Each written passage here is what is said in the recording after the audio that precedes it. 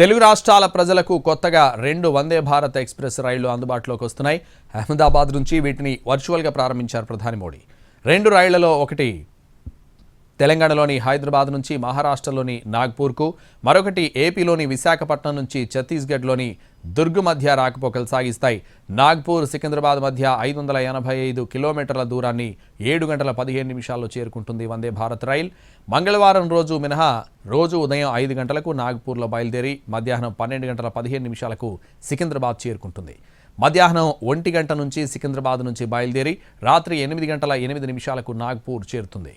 ఈ నెల 19 నుంచి ఈ రైల్ రెగ్యులర్ సర్వీసులు ప్రారంభం కానున్నాయి.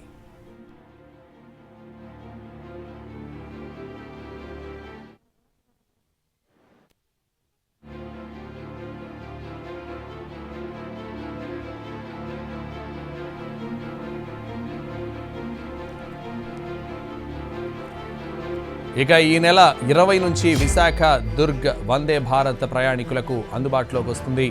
ఉదయం 5 గంటల 45 నిమిషాలకు దుర్గ్లో బయలుదేరి 11 గంటల 45 నిమిషాలకు విశాఖ చేరుతుంది.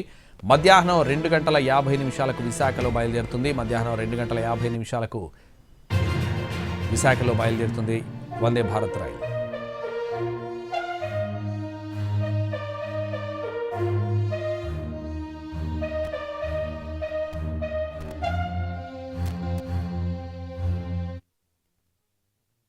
उत्सव के इस समय में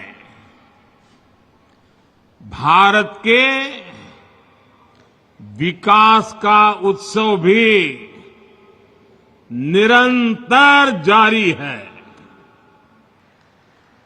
अभी यहां से करीब 8,500 करोड़ रुपए के प्रोजेक्ट का शिलान्यास और लोकार्पण हुआ है।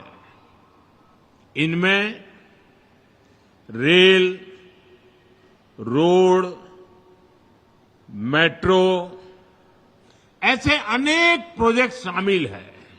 आज नमो भारत रैपिड रेल भी शुरू हुई है। ये भारत की अर्बन कनेक्टिविटी के लिए एक और मील का पत्थर सिद्ध होने वाली है।